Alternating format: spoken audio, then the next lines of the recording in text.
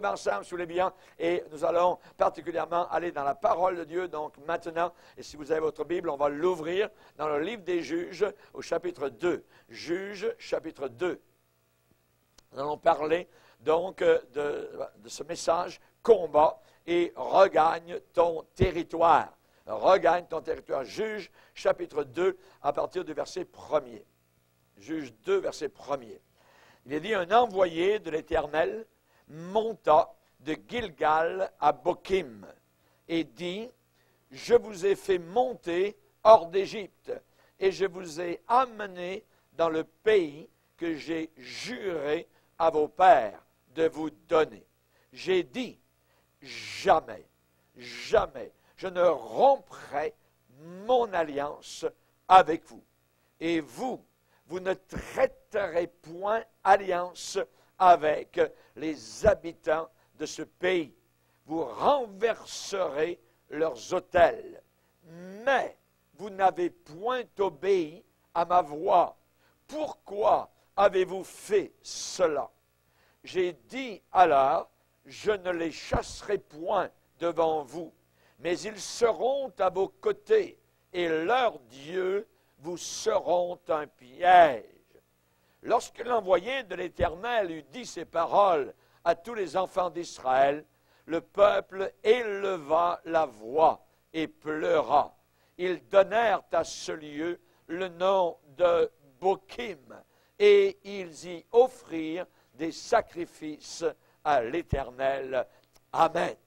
Seigneur, nous te bénissons et te remercions pour ce tremplin dans ta parole qui va nous permettre de plonger littéralement dans ce que tu veux pour nous, dans ta volonté, dans ce combat dans lequel tu veux nous rendre plus que vainqueurs. Nous te demandons particulièrement de continuer à répandre ta bénédiction sur chacun de tes enfants, en pardonnant les péchés, en sauvant, en baptisant dans le Saint-Esprit, en guérissant des corps malades, en montrant que tu es le même hier, aujourd'hui et éternellement. Nous te remercions, Seigneur, pour tes merveilles en notre faveur. Nous ne méritons rien et dans ta grâce, Seigneur, quand ton nom est invoqué sur nous, tu nous montres ta face, tu nous montres ton amour, tu nous montres ta miséricorde. Alléluia. Et nous te rendons grâce pour tout cela. Au nom puissant de Christ Jésus. Amen. Et tout le peuple dit Amen. Amen. On peut s'asseoir, frères et sœurs, chers amis. Alléluia. Gloire au Seigneur. Que Dieu soit béni. Nous avons là dans la parole de Dieu un envoyé de l'Éternel qui a parlé au peuple d'Israël. Pourquoi? Parce qu'ils avaient oublié quelque chose qui était de chasser, de renverser, de combattre les occupants du pays que Dieu leur avait promis. Vous savez, Dieu a fait un jour sortir les enfants d'Israël du pays d'Égypte. Nous le savons, nous nous rappelons ces murailles d'eau au travers desquelles il y avait un passage en pleine mer et où donc à sec les enfants d'Israël par centaines de milliers sont passés de l'Égypte, territoire égyptien, au territoire donc de la délivrance. Dieu avait fait une alliance avec eux. Et lorsque Dieu fait alliance, il tient ses alliances. Ce sont des promesses de fer, d'acier, qui ne sont pas brisées facilement. Et Dieu avait fait alliance avec eux. Et Dieu leur avait déclaré qu'il leur avait donné un pays. Dieu leur a donné un pays. À ces millions de personnes, on pense de 2 à 3 millions de personnes qui sont en train de sortir d'Égypte pour aller en plein désert. Et Dieu leur a promis un pays à eux. C'était l'alliance que Dieu avait faite avec eux. Et ce pays était à eux parce que Dieu le leur avait promis. Et vous savez que Dieu ne change pas dans ce qu'il a déclaré. Même si le ciel tombe, même si la lune arrête d'éclairer, même si la terre s'enfonce sous nos pieds, les promesses de Dieu sont réelles. Elles sont oui, elles sont amen en Jésus-Christ, notre Sauveur. Et la terre promise était à eux à partir du jour où Dieu avait prononcé qu'il leur donnait. Mais le problème, c'est qu'ils devaient absolument en prendre possession. Ils devaient, eux, en prendre possession. Dieu leur dit, le pays est pour vous, allez-y, je suis avec vous, allez prendre possession de la promesse, de ce pays promis qu'on appelle terre promise. Pas facile. Pas facile, pourquoi? Parce que lorsque les Israélites sont arrivés dans le pays de Canaan, il y a eu particulièrement de la résistance des habitants de ce pays. Les Amalécites, particulièrement les enfants d'Amalek, voyez, les ont empêchés d'avancer, ont empêché les enfants d'Israël de passer. Dieu leur avait donné le pays, mais l'ennemi occupait encore le territoire. Le territoire était occupé par l'ennemi. Posséder le pays. Comment possède-t-on le pays? Comment possède-t-on les promesses que Dieu nous a accordées? Uniquement par la foi. La vie chrétienne commence par la foi, elle se continue par la foi et elle s'achève par la foi. Alléluia. La foi vient. D'où vient-elle la foi? La foi vient de ce qu'on entend, et ce qu'on entend vient de la parole de Christ. Il n'y a aucune autre source pour créer la foi dans votre cœur que le livre saint, la Sainte Bible. C'est là que la foi vient, en lisant la Bible, en s'imprégnant de la Bible, en voyant ce que Dieu est capable de faire. Notre foi vient. Quand vous entrez dans une assemblée où la parole de Dieu est prêchée sous l'onction du Saint-Esprit, votre foi est avivée, votre foi est défiée, votre foi est nourrie. L'apôtre Paul a dit à Timothée, nourris-toi des paroles de la foi. Le peuple chrétien vit de paroles, vit de promesses. Alléluia. Nous sommes un peuple de la parole. Même les islamistes, il y a une époque, disaient, en parlant des chrétiens, eux, c'est le peuple du livre. Et ils ont raison dans ce sens-là. Nous sommes le peuple du livre, nous sommes le peuple de la Bible, nous sommes le peuple du Saint-Livre, de ce qui est écrit. Le ciel, la terre vont passer, mes paroles ne passeront pas. Alléluia.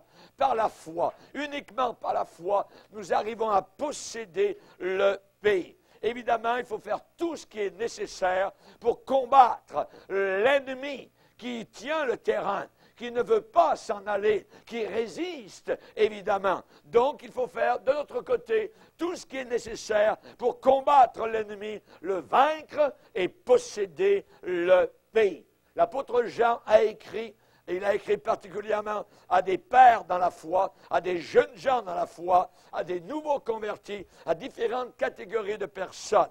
Et il a dit, je vous écris, petits enfants, parce que vos péchés vous sont pardonnés. Ne laissez pas l'ennemi, le diable, encore vous taquiner en vous disant que vos péchés ne sont pas pardonnés, qu'ils n'ont pas été pardonnés et que vous devez, d'une manière ou d'une autre, continuer à expier vos propres péchés. Vos péchés ont tous été expiés à la croix du Calvaire. Tout a été fait. Et en mourant, Christ a prononcé son verdict sur notre vie de péché. Tout est accompli. Tout est enlevé. Tout est ôté. Tout est pardonné. Tout est effacé. Ne laissez pas l'ennemi ramener le passé dans votre propre vie. Si quelqu'un est en Christ, si quelqu'un demeure en Christ, en lui, enraciné, il est une nouvelle créature. Les choses anciennes sont passées. Voici que maintenant, toutes choses sont devenues nouvelles. Nouvelles. Et nous devons rester sur ce terrain-là. Jean a dit, petits enfants, vos péchés vous sont pardonnés à cause de son nom.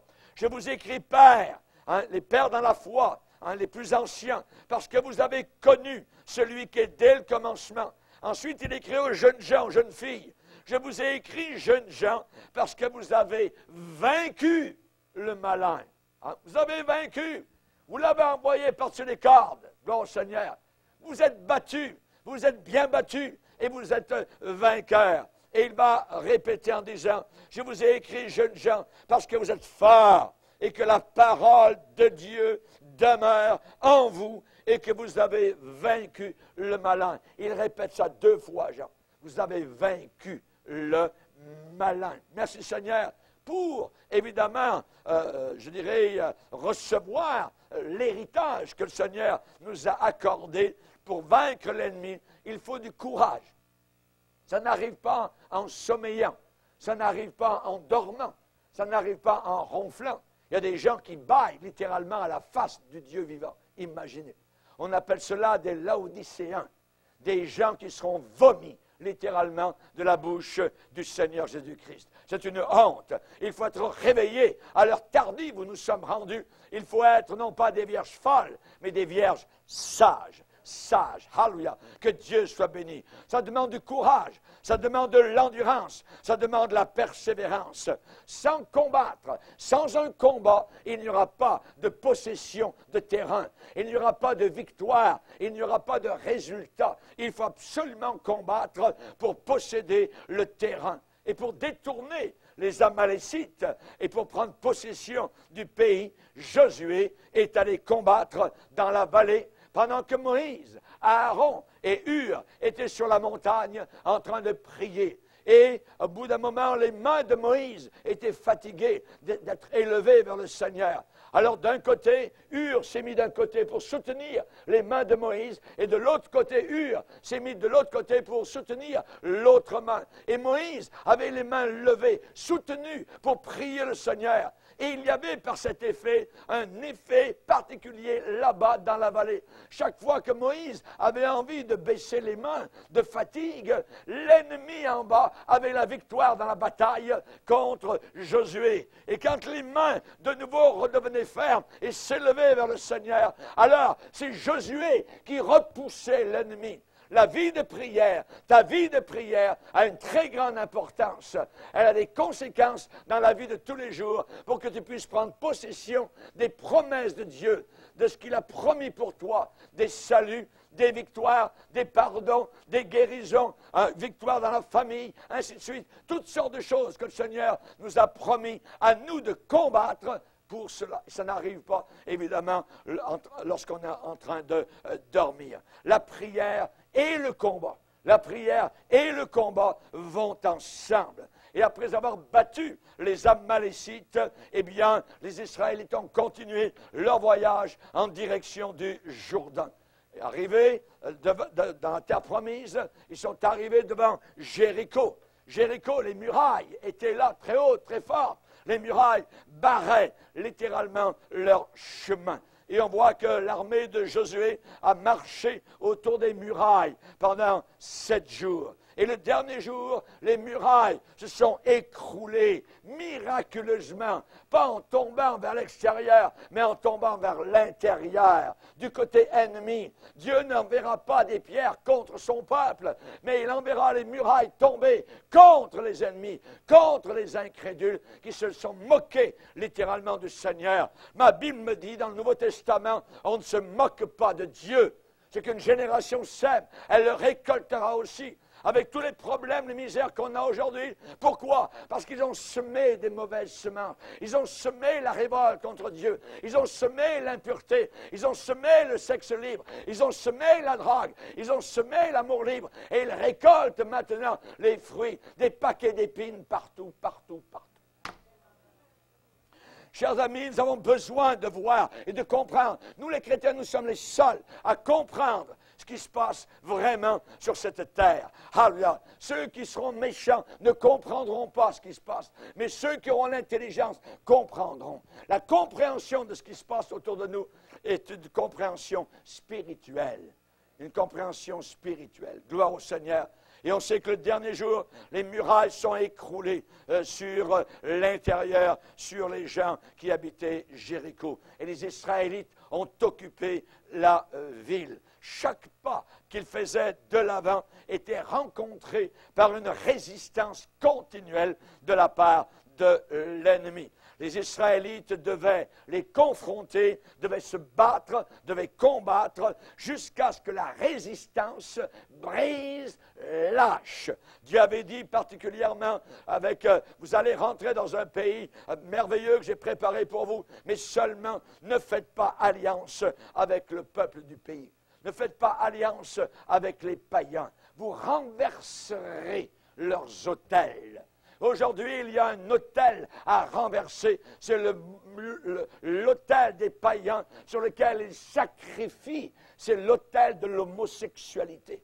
C'est un autel à renverser, littéralement, par la puissance du Seigneur Jésus-Christ. C'est une abomination aux yeux d'un Dieu 3 fois saint, qui jugera la terre comme il a jugé Sodome et Gomorrhe par un feu descendant littéralement du ciel. Que j'accepte cela ou que je n'accepte pas cela, ça n'a aucune importance. C'est le Dieu vivant qui doit être reconnu pour vrai et tout homme pour menteur. Pour menteur. Chers amis, les Israélites ont dû confronter l'ennemi jusqu'à ce que la résistance ennemie lâche, jusqu'à ce que la résistance ennemie soit brisée. Vous savez, ceux et celles qui sont assez courageux pour faire confiance dans l'alliance que nous avons avec le Seigneur, pour ceux et celles qui sont assez courageux pour combattre, pour obtenir, pour avoir cette terre promise, eh bien, ils en prendront possession, ils l'obtiendront, ils l'auront. Rappelons-nous que la Bible dit au sujet des héros de la foi dans Hébreux 11, ils sont tous morts dans la foi. Ils sont tous morts dans la foi. Il y a une différence entre mourir dans la foi et mourir hors de la foi. Et cela est illustré par les 2 personnes qui étaient clouées à côté de Jésus au calvaire. L'une est morte dans la foi, une autre est morte sans la foi. Une personne est allée au paradis, une autre est descendue en enfer pour toute l'éternité. Chers amis, il faut être courageux. Caleb est un autre exemple. Caleb, savez-vous quelle partie du pays il voulait posséder? La partie du pays qu'il voulait posséder? Le pays qui était habité par les géants. Il n'a pas voulu la partie qui était habitée par les nains, par les faibles. Non, cet homme-là, Caleb, a dit, Josué, moi, je veux combattre et je vais aller me battre pour avoir le pays des Anakim. Les Anakim, les géants. Cet homme a voulu se battre contre des géants, les fils d'Anak. Savez-vous quel âge avait cet homme-là? Vous dites 35 ans. Non. Il n'avait pas 35 ans. Il avait 85 ans quand il a dit cela à Josué. À 85 ans, Josué, je veux aller me battre contre les Anakim. Lisez avec moi dans Josué 14. Alléluia. Vous allez être défiés. Josué 14. Josué 14, verset 6. Les fils de Judas s'approchèrent de Josué à Gilgal et Caleb, notez son nom Caleb, fils de Jéphuné, le Kénizien, lui dit, « Tu sais que l'Éternel a déclaré à Moïse, homme de Dieu, au sujet de moi et au sujet de toi, à Kadesh Barnéa. J'étais âgé de 40 ans lorsque Moïse, serviteur de l'Éternel, m'envoya de Kadesh Barnéa pour explorer le pays, et je lui fis un rapport avec droiture de cœur. Mes frères, qui étaient montés avec moi, découragèrent le peuple.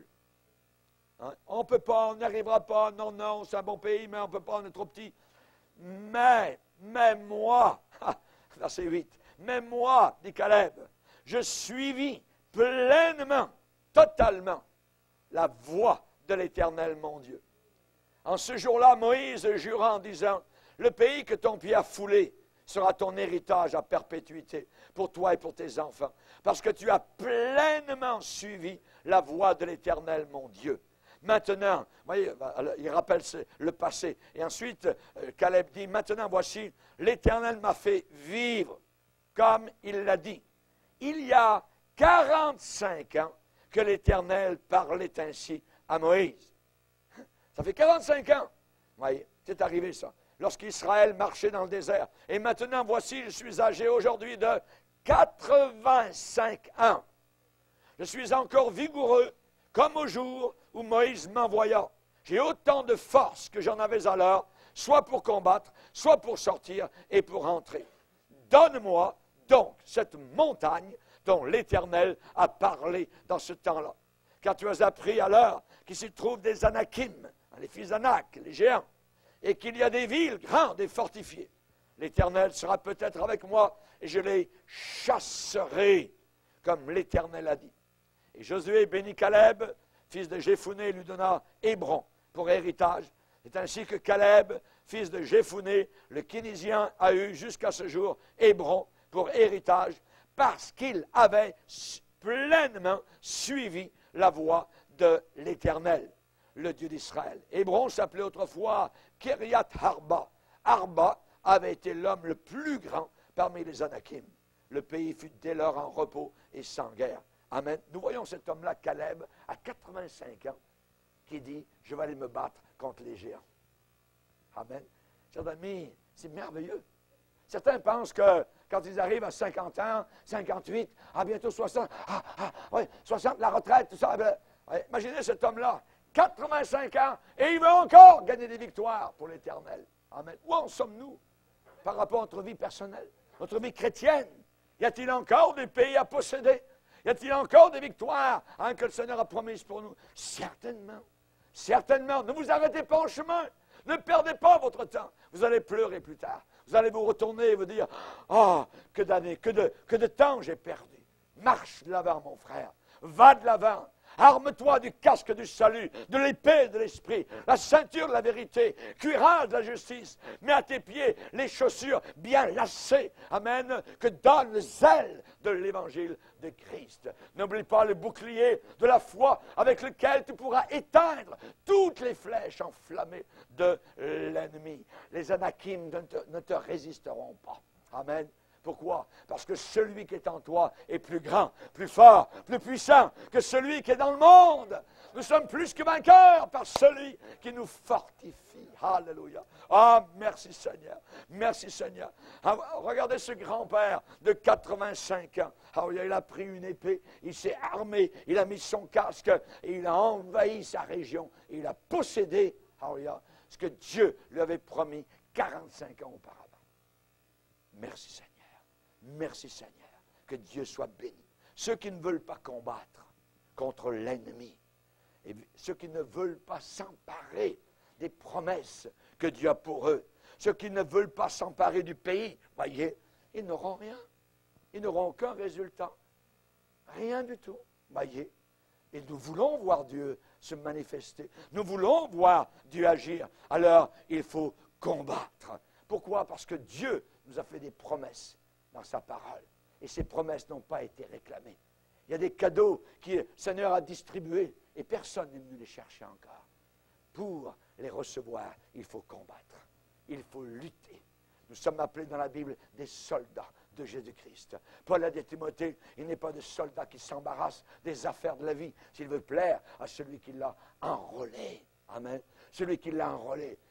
Timothée, combat le bon combat de la foi. Pas le mauvais combat, pas de mauvais combat. À la fin de sa vie, Paul pouvait dire, j'ai combattu le bon combat, j'ai achevé la course, j'ai gardé la foi. Désormais, la couronne de justice m'est réservée. Et le Seigneur, le juste juge, me la donnera ce jour-là, non seulement à moi, mais à tous ceux qui auront aimé sa venue. Alléluia. Gloire au Seigneur. Que Dieu soit glorifié. Mais qu'est-ce qui s'est passé? On a un problème. Là, il y avait beaucoup d'Israélites qui sont entrés dans le pays, mais ensuite n'ont pas voulu combattre. Ils n'ont pas voulu combattre. Voyez, trop dur.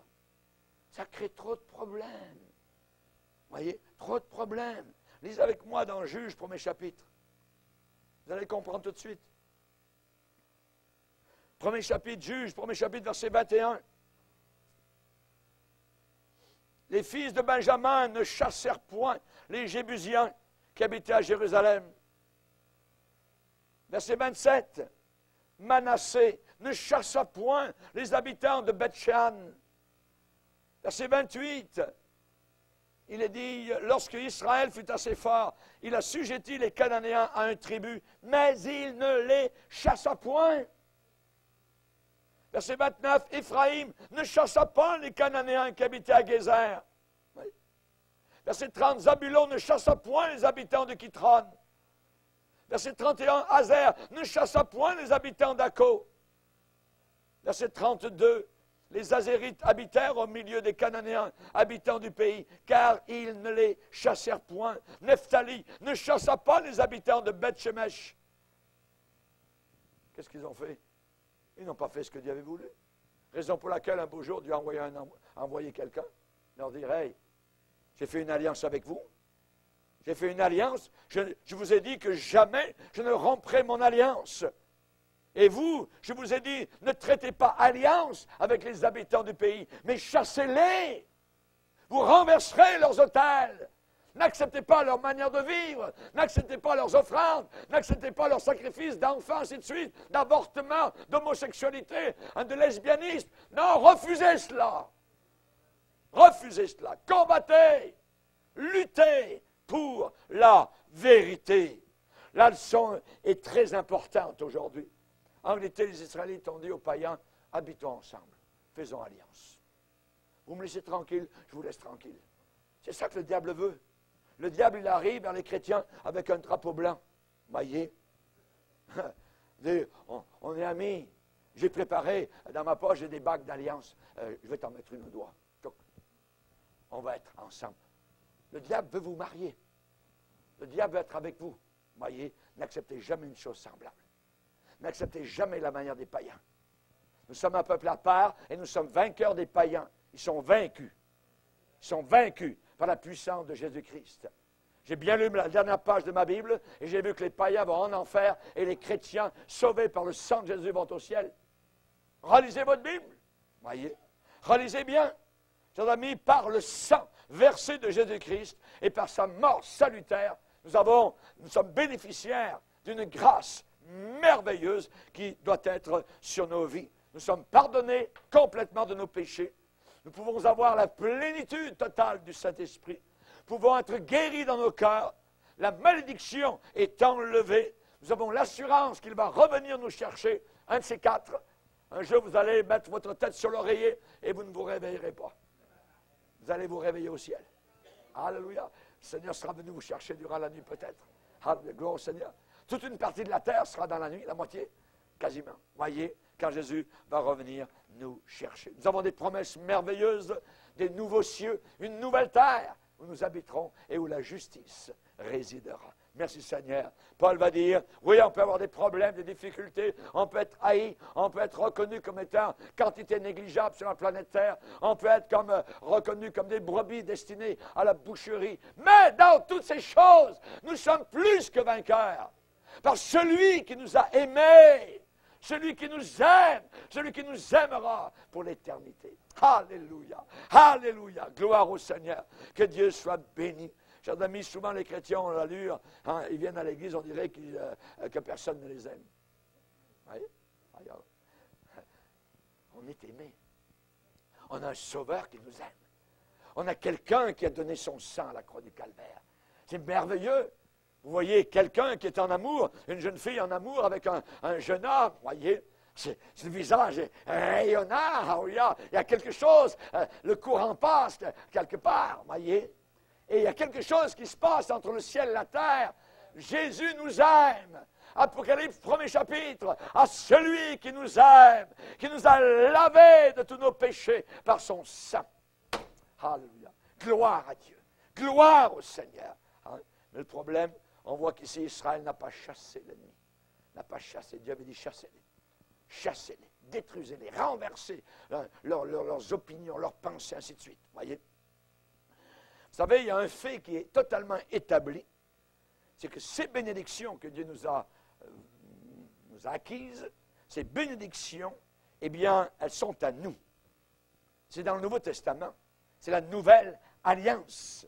Quand nous prenons la Sainte Seine, on rappelle la nouvelle alliance, une alliance nouvelle que Jésus a faite au travers de son sang. Au travers de son sang. Amen. Alors, nous sommes en alliance avec le Seigneur. Et une fois que Dieu fait une alliance, il ne la rompt jamais. Les hommes et les femmes font des alliances, ils les rompent, ils les cassent, mais pas Dieu. Pas Dieu. Il a dit ici, j'ai dit, jamais je ne romprai mon alliance avec vous. Nous sommes un peuple en alliance pour l'éternité avec le roi éternel du ciel. Alléluia. Alléluia. Gloire au Seigneur. Chers amis, aujourd'hui, qu'est-ce que nous voyons? Nous voyons une résistance terrible de Satan. Satan résiste à la vérité. Satan résiste quand un chrétien témoigne de l'amour de Dieu, quand il témoigne de la vérité, quand il a dans sa main l'épée de l'Esprit, qui est la Bible, la parole de Dieu. Ah, c'est écrit par les âmes. Le diable se met à parler. Le diable se met à discuter. Non, non, c'est pas vrai, c'est de suite, blablabla. On vient d'un singe. Ça, c'est le diable qui parle. Voyez, il répète ce que leur père leur a dit. C'est le père du mensonge. C'est le père du mensonge. Oui. Rappelons-nous, chers amis, qu'il y a une résistance. Et c'est la même à chaque pas, à chaque étape que nous faisons vers le pays promis que Dieu nous a donné. Résistance de l'ennemi. Depuis la chute d'Adam et d'Ève, le diable occupe ce pays. Le diable occupe ce pays. Mais, il y a un mais, Jésus-Christ est venu et par sa mort expiatoire sur la croix de Golgotha, il nous a redonné victorieusement le pays. Dans 1 Corinthiens 15, verset 57, il est dit « Grâce soit rendue à Dieu qui nous donne la victoire. » La victoire. Par qui? Comment? Par notre Seigneur Jésus-Christ. Le chrétien, normalement, est un chrétien victorieux. Le cadeau que Dieu nous a fait, le legs, l'héritage qu'il nous a acquis dans son combat au calvaire, c'est la victoire. C'est merveilleux de voir un victorieux, c'est triste de voir un vaincu. Même sur un terrain de football ou sur un ring, voyez, le victorieux, il est porté par la foule, hein, il a gagné dans son combat, et l'autre, il s'en va dans sa cabine quelque part, ouais, on l'oublie. Le monde est vaincu. Qu'est-ce qui nous fait triompher du monde entier? C'est notre foi. Nous ne regardons pas aux choses visibles, mais à celles qui sont invisibles, car les choses visibles sont passagères, mais les invisibles sont éternelles. Sont éternels. Un jour, nous allons changer d'étage. Amen. Alléluia, gloire au Seigneur. Pour l'instant, l'étage supérieur est invisible. Mais bientôt, nous y serons. Et c'est aussi solide que l'estrade sur laquelle je me tiens. Amen. Alléluia. Gloire à Dieu. Que Dieu soit glorifié pour sa grâce. Satan occupe actuellement le pays de façon illégale. Illégalement, voyez. Et il ne se retirera pas facilement.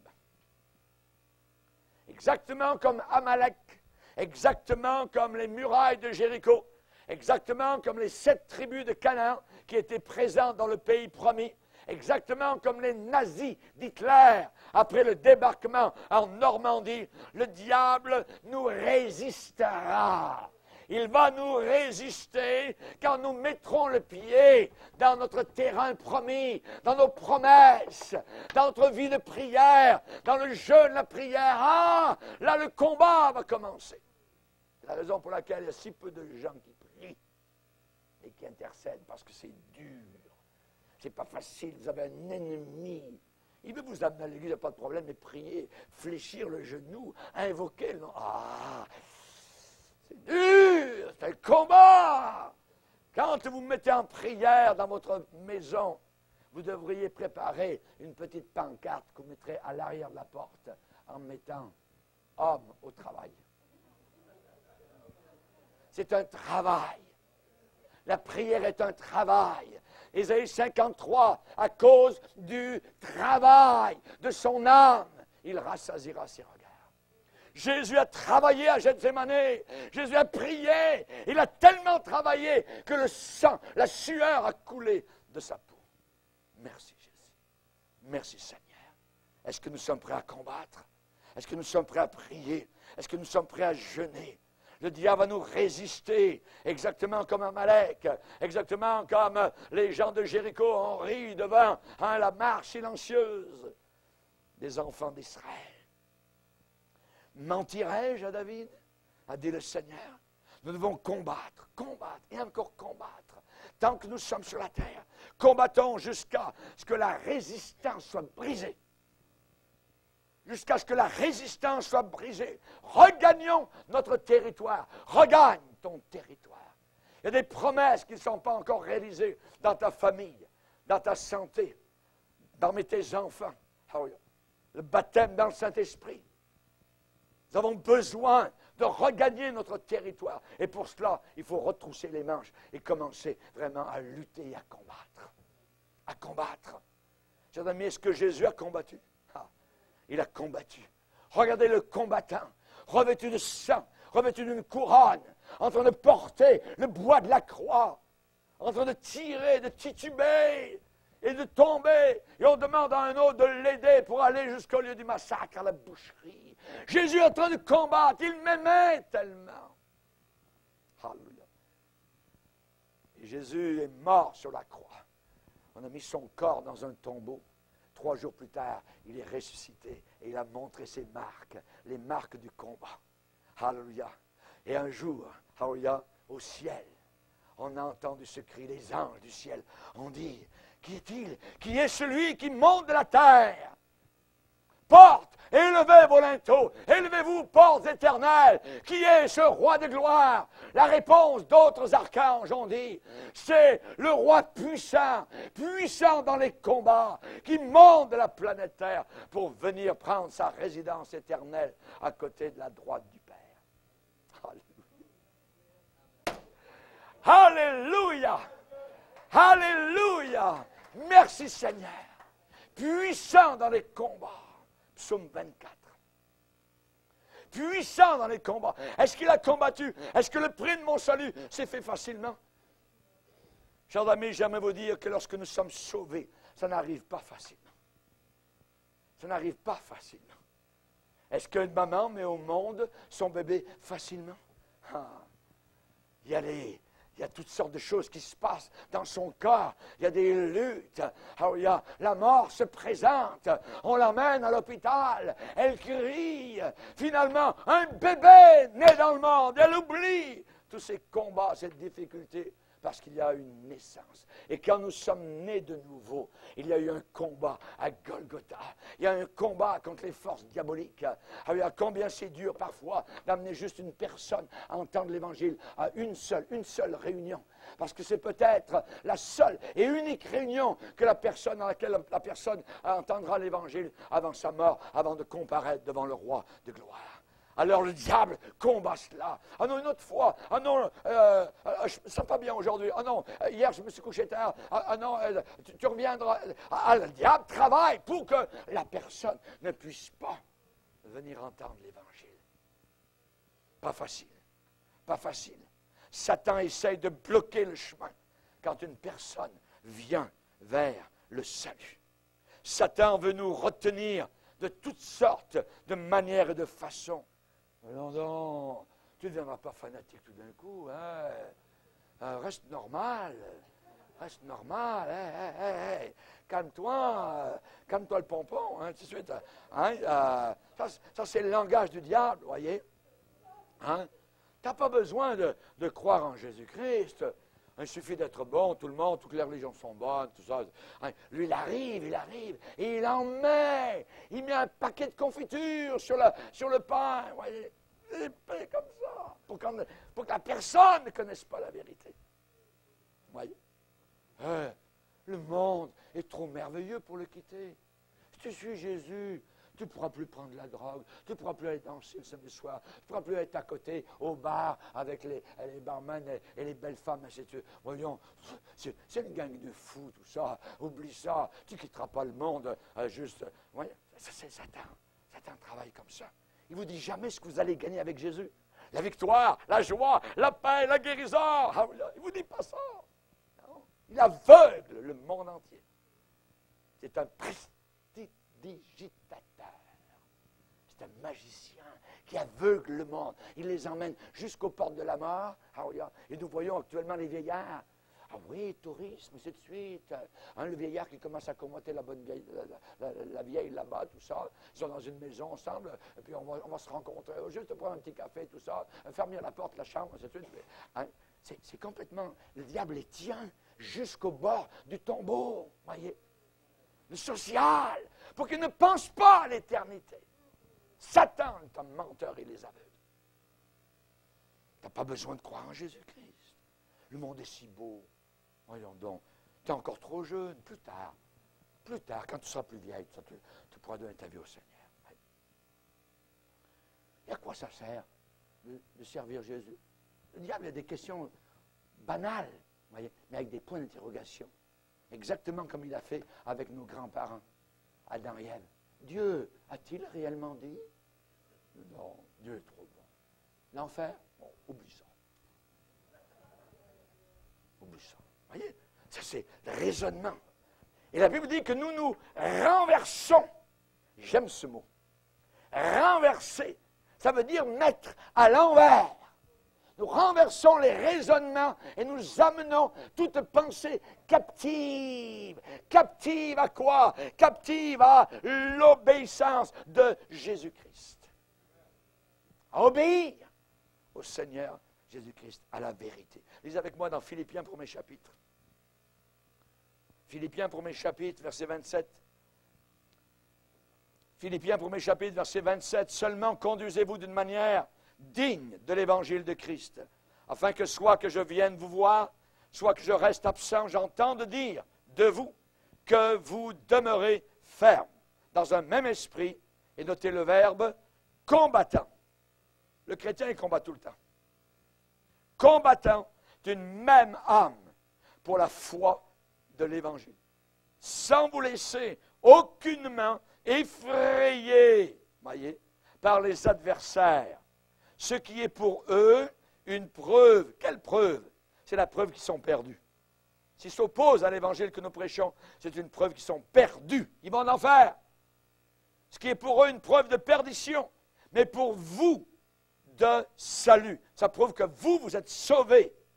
Et cela de la part de Dieu, parce qu'il vous a été fait la grâce par rapport à Christ, non seulement de croire en lui, mais encore de souffrir pour lui, en soutenant le même combat.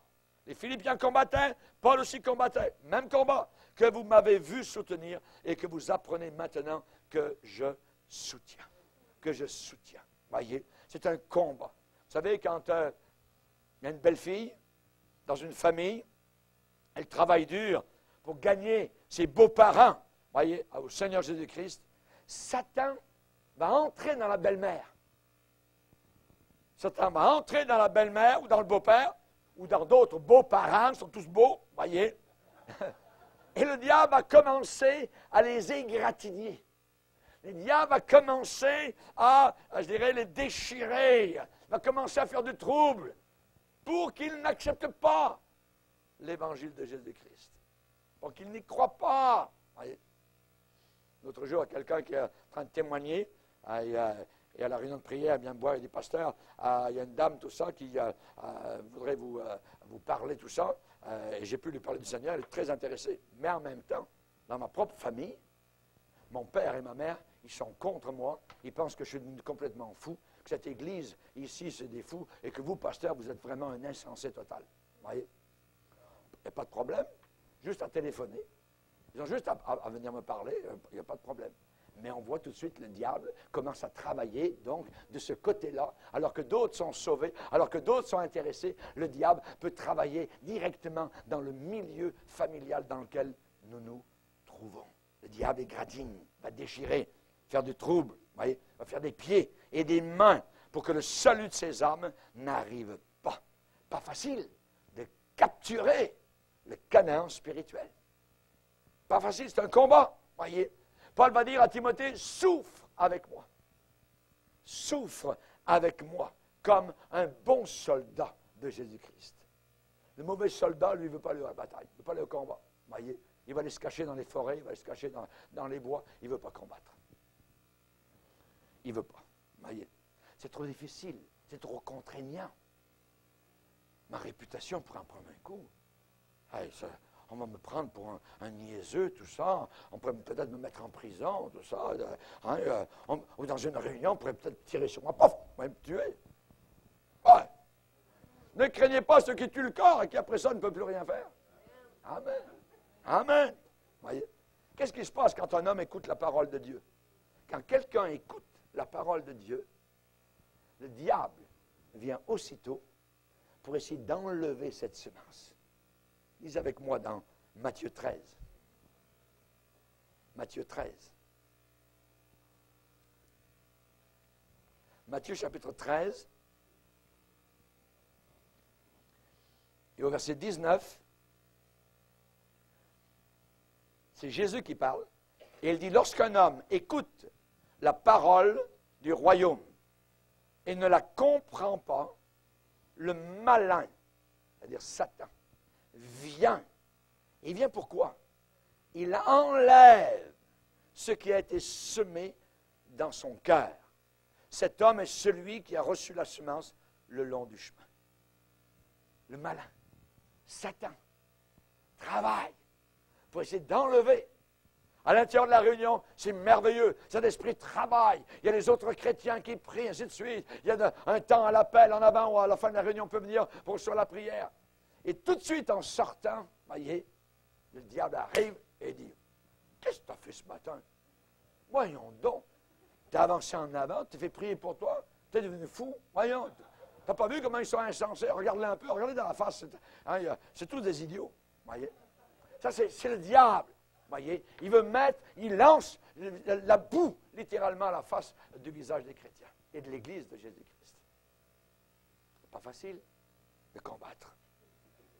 Vous voulez encore gagner des âmes? Heureusement qu'il y a le Seigneur. Amen. Heureusement que ce n'est pas nous qui sauvons les gens. Hein, c'est le Seigneur. Mais on leur parle. Amen. Alors, le gloire au Seigneur. Si vous voulez gagner des âmes à Jésus-Christ, il faut absolument être déterminé. Il faut être déterminé avec dévouement, avec consécration, avec fermeté. Il faut poursuivre, d'une certaine manière, ces gens-là, hein, avec foi et dans la prière. La Bible dit, ceux qui sèment avec larmes récolteront avec chant d'allégresse. Amen.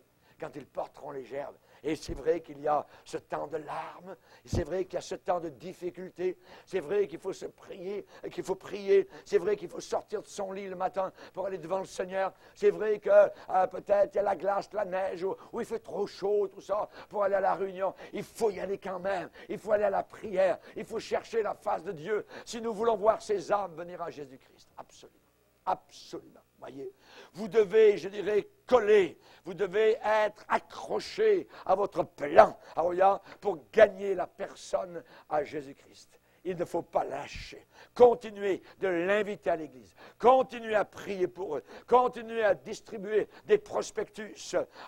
Faites tout ce que vous pouvez faire pour amener ces gens-là à la connaissance de Jésus-Christ. Il y a beaucoup de chrétiens qui abandonnent leur bataille pour gagner une âme. Ils abandonnent trop tôt, trop de bonheur. Voyez, la personne a juste dit, oh, je ne veux pas. Elle ne veut pas, on laisse tomber. Jamais de la vie. On va continuer à prier pour la personne. C'est peut-être mon fils, c'est peut-être ma fille, c'est peut-être ma petite-fille, c'est peut-être mon épouse, c'est peut-être mon mari, c'est peut-être mon père, c'est peut-être mon grand-père, c'est peut-être mon arrière-grand-père. J'ai besoin de prier pour ces personnes qui me sont chères. Alléluia. Alléluia. Chers amis, certains vont dire, mais pourquoi tant m'en faire? Voyez, s'il va au ciel ou s'il va en enfer, ça, c'est pas mon affaire. Non, non, non, non, non, non. Nous sommes dans une bataille, nous sommes des soldats. Voyez, et un traître dans une guerre, voyez, qui est pris dans le camp de l'ennemi, il sort en cour de justice, en cour martiale, et il risque la mort. On appelle ça des traîtres. Voyez, Judas était un traître. Il a passé dans le camp ennemi. Il a dit, venez, venez, je vais vous livrer Jésus. Celui, il fait un peu sombre, tout ça, dans le jardin de Gethsémani. Suivez-moi, tout ça, et je vais vous le montrer. C'est celui que j'embrasserai. Salut, salut maître, salut Rabbi. Oui. Ça, c'est la traîtrise. Être un jour dans l'église en train de dire « Seigneur, je t'aime », tout ça, et le lendemain, le lundi, « Hey, Satan, qu'est-ce qu'on pourrait faire ce soir? » Chers amis, le pays du salut est à nous. C'est vrai.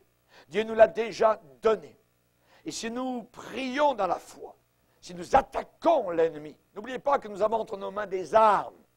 Il me dit des armes offensives. Vous savez, aujourd'hui, même les chrétiens qui sont offensés, c'est parce que vous devez rétrograder pour descendre à leur niveau. Ils sont offensés par la prédication simple de la parole de Dieu. Un petit message sur la sanctification, sur la croix. Oh, pasteur, voyons. Ouais. Mais nous avons des armes offensives. Oui, nous blessons. Oui, nous offensons certaines personnes. La croix est un scandale. Et vous pensez que vous allez aller au ciel juste parce qu'il y a un homme, il y a 2000 ans, il est mort sur la croix du calvaire. Voyons donc! Les bouddhistes, puis ils sont des milliards, puis les musulmans, vous n'avez pas vu en train de prier, se mettre à genoux, tout ça, puis eux aussi, ils adorent Dieu. Eh bien, tous ces gens-là vont en enfer. Parce que ma Bible me dit, et c'est très offensant, ce que je vais dire. Jésus a dit, je suis le chemin, la vérité et la vie, et nul ne vient au Père que par moi. Que par moi. Ces trois mots-là, que par moi. Que par moi. Ce sont comme trois, je dirais, hinges. Ouais, comment dire, même pas le mot en français, mais, qui font tourner la porte, qui ouvrent la porte du ciel. Trois charnières. Que par moi. Que par moi. Que par moi. Je le crois ou je ne le crois pas? Wow, ton livre, tout ça, là. Ouais. Vous savez, ce livre, des générations entières ont mis leur poing et l'ont frappé. Leur petit poing s'est cassé. Mais la Bible est encore aimée par des millions de personnes aujourd'hui, tout autour de la planète Terre, sur les 5 continents. Merci Seigneur. Merci Seigneur. Chers amis, la prière. Nous avons la prière. Nous avons des CD. Nous avons des DVD, nous avons des prospectus, nous avons des émissions sur Internet, nous avons l'adoration dans l'Église, nous avons des conférences particulières, nous utilisons la radio. Vous voyez, tout ça, c'est des outils, voyez, de combat pour gagner les gens à Jésus-Christ. Les gagner. Malheur à moi, dit Paul, si je n'annonce pas l'Évangile. Malheur à moi, si je n'annonce pas l'Évangile. Nous vous en supplions. Au nom de Jésus-Christ, laissez-vous réconcilier avec le Père par Jésus-Christ. C'est le message de l'Évangile. Laissez-vous réconcilier. Voyez. Chers amis, pensez-vous que le diable va se tenir tranquille? Alors que nous allons de l'avant, alors que nous sommes décidés à parler de Jésus-Christ, au début de ma vie chrétienne, je parlais tous les jours de Jésus. Après mon travail, je prenais un paquet de prospectus et j'étais sur la place publique à Nouméa, sur la place des Cocotiers, ou dans les rues, en train de parler de Jésus.